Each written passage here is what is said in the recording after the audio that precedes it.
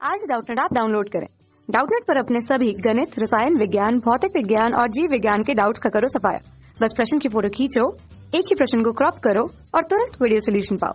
अभी डाउनलोड करें। देखिए क्वेश्चन हमारे पास है कि अपरूपण विकृति के कारण परिवर्तन होता है। ये पूछा जा रहा है कि क्या परिवर्तन, जहां बोला गया है कि लंबाई में, ऑप्शन ए पर लंबाई में परिवर्तन होता है, दूसरा चौड़ाई में परिवर्तन होता है, तीसरा आकृति में परिवर्तन होता है या आयतन में परिवर्तन होता है। तो किस प्रकार का परिवर्तन अपरूपण विकृति के कारण होता है? अपरूपण विकृति हम किसे कहें? अपरूपण विकृति को हम पहले समझ लीजिए। हमारे पास एक घन है पहले, ठीक है। घन के लिए हम जानते हैं उसके प्रत्येक भुजा की लंबाई समान होती है, तो हम उसके प्रत्येक कोने को ए बी सी डी हमने नाम दिया और ये हमारे पास बनता है पी क्यू आर एस के रूप में नाम दे दिया। अब हम ये देखते हैं कि जो हिस्सा होता है, ठीक है, अभी जो नीचे का हिस्सा है, इस घन के नीचे का हिस्सा जो आधार से जुड़ा हुआ है, वो क्या होता है, वो एक तरह से वहां से बंधा हुआ होता है। मतलब उसे हम विकृत नहीं कर सकते हैं या दृढ़तापूर्वक वो बंधा हुआ होता है।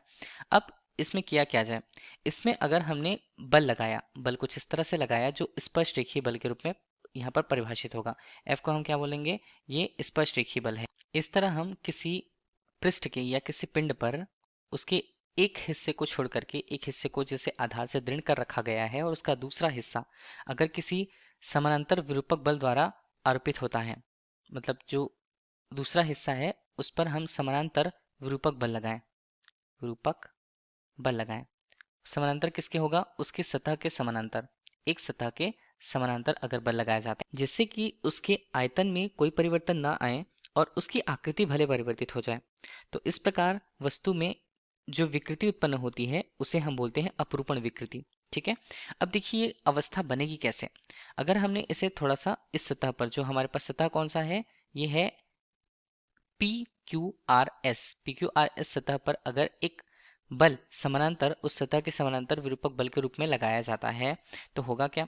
इसकी स्थिति थोड़ी सी परिवर्तित होगी। मतलब नीचे का हिस्सा वो तो दृढ़ हिस्सा है, वो परिवर्तित नहीं होगा, लेकिन दूसरा हिस्सा जो यहाँ पर हमें मिलता है वो किस तरह का बनेगा वो देखिएगा। तो इस तरह से जो हिस्सा हमें मिला है, देखिए ये कुछ इस तरह से विरूपित हो चुका है। विरूपित हो चुका है तो अगर हम उसे दर्शाना चाहें तो कौन सा हिस्सा रहेगा? विरूपक वाला हिस्सा कुछ इस तरह का जो हम यहाँ पर दर्शा रहे हैं।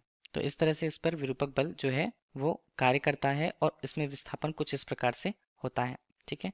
विस्थापन हुआ तो विस्थापन को अगर हम देखें तो इसका मान समानांतर सतह जो यहाँ पर होते हैं उनके बीच कोणीय विस्थापन से निकाला जाता है। अब कोणीय विस्थापन हम किसे कहें? इसे हम कहते हैं और इसे फाई से प्रस्तुत किया जाता है जिसका मान दोनों सतहों के लिए बराबर होगा। मतलब फाई का मान अगर हम पी ए से देखें तो ये हमारे पास चलिए पी डैश हो जाता है, ये हमारे पास एस डैश हो जाता है, ये हमारे पास आर डैश के रूप में और ये बिंदु हमारे पास क्यू डैश के रूप में हमें मिलता है।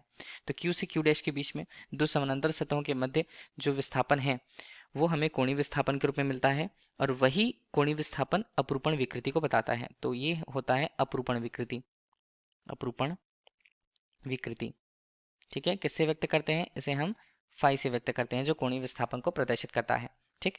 तो हम इसके आधार पर ये कहें कि अपरूपण विकृति के कारण परिवर्तन किसमें होता है? लंबाई में परिवर्तन नहीं होता है, चौड़ाई में परिवर्तन नहीं होता है, केवल आकृति में परिवर्तन होता है और उसके आयतन में परिवर्तन नहीं होता है, ठीक। तो विकल्प सी हमारे क्वेश्चन का सही आंसर है। Thank you. कक्षा 6 से 12वीं से लेकर नीट, IIT, JEE वो एडवांस के लेवल तक 1 करोड़ से ज्यादा छात्रों का भरोसा। आज ही डाउनलोड करें डाउटनेट ऐप या व्हाट्सएप करें अपने सारे डाउट्स 8400 400 400 पर।